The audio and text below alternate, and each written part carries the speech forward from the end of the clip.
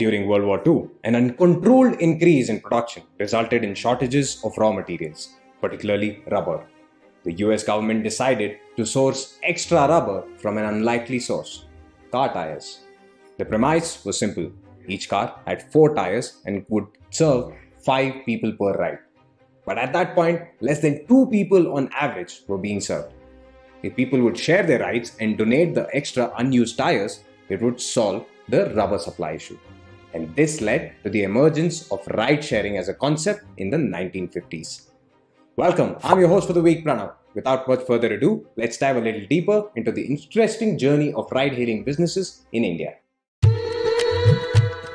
In the 1990s, taxis became a popular mode of transportation in India for those without cars. A Mumbaiker could get into an iconic black and yellow, or locally known as the Kaali Peeli taxi, and the genteel taxi wala would put the meter down and off they would go. Neeraj Gupta, one such Mumbaiker, frequently drove his wife to the airport and saw an opportunity to make it easier for people to get there. In 2001, he founded an airport shuttle service for corporates that quickly gained popularity with companies such as Tata, Sony, and Blue Dart. Within 4 years, he expanded his fleet to 1,300 vehicles and won a contract to supply 10,000 air-conditioned electronic meter taxis in Mumbai from the Maharashtra government. This marked the birth of Meru Cabs. Meru Cabs revolutionized taxi services in India by providing air-conditioned cabs over a quick phone call equipped with electronic meters, printed receipts, and accurate GPS systems. In 2009, they further disrupted the industry with a subscription-based business model that transformed drivers into entrepreneurs who paid a deposit of 10,000 rupees to be assigned a cab. Meru took care of customer acquisition, car inventory, and maintenance, while drivers took ownership of their work and earned anywhere from 1,000 rupees to 1,500 per day. With this new model, Meru grew to operate 3,000 vehicles daily, netting rupees 100 crores in revenues and securing exclusive relationships with major airports in 4 metros. They became the largest radio taxi company in India, paving the way for a new era of ride-hailing. Over 70% of our viewers don't subscribe to our channel. If you like the content so far, don't forget to hit that subscribe button. After all, it is free. Meanwhile, a 1,000-pound gorilla called Uber was quietly expanding its services internationally. It focused on convenience, allowing users to hail luxury cabs from their phones within minutes without owning any cars. This caught the attention of 2 IIT Bombay graduates, Bhavish and Ankit, who pivoted their car rental startup to a tech-first ride-hailing service, giving birth to Ola Cabs in 2010.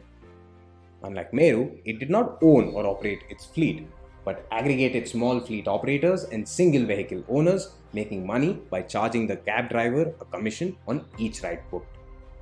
But in 2013, Uber entered the Indian market, heating up competition with Ola and Meru. Ola focused on affordable small hatchbacks while Uber tapped the luxury segment. Ola also allowed cash payments, popular in India compared to Uber's focus on cashless methods. With Ola and Uber entering the fray, it became difficult for Meru to change its business model, which worked well for high ticket sizes in the range of Rs 5 to 600, while Ola and Uber were designed for high frequency, multiple short rides, and small ticket sizes. From mid-2014 to the end of 2015, Ola's weekly active users grew from approximately 1% of overall mobile device users to 9%, while Uber grew to 5.7%. These numbers prove that both companies were becoming important components of many mobile users' lives in India. This video was based out of our recent detailed fortnight case study. For the entire article, please find the link in the description. Don't forget to sign up. In addition to bike taxis, auto rickshaws, and alternate payments, the platforms introduced another important lever that facilitated growth: ride sharing. Multiple people moving in the same direction could hop on and off the same cab. Costs reduced even further and drove up adoption. Back in the mobility space, the competition was heating up. Not for cabs, but in the bike segment. Bengaluru-based Rapido was gaining traction in the smaller towns and cities. Started in 2015, Rapido realized that adding more cars would only add to the traffic woes of the metro cities. Instead, they saw two-wheelers as a faster and more affordable alternative. Post an investment from the Munjals of Hero Motor Corp, Rapido focused on Tier 2 and 3 cities, a territory still thinly populated by the giant aggregators. The proposition provides rides to daily commuters without vehicles and allows bike owners to earn a side income. The investment allowed Rapido to build their turf away from the price wars.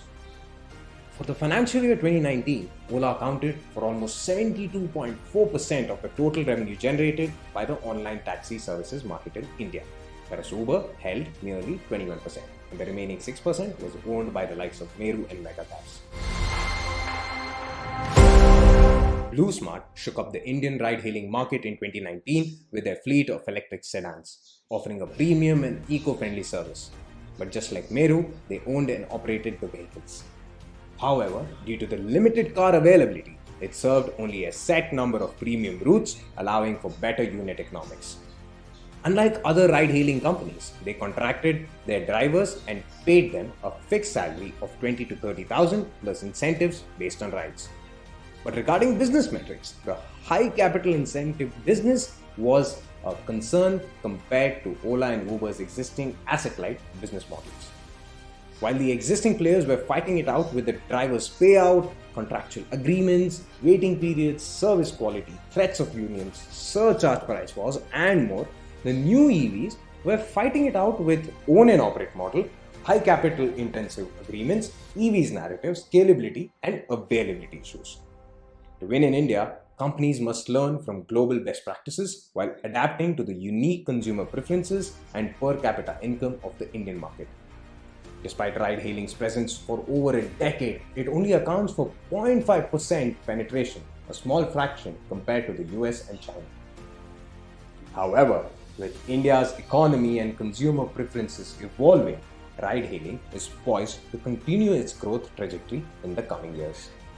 Electric vehicle ride-sharing services could prove to be the viable solution for last-mile connectivity, particularly when integrated with metro services. Autos and two-wheelers have been successful in India due to their affordability.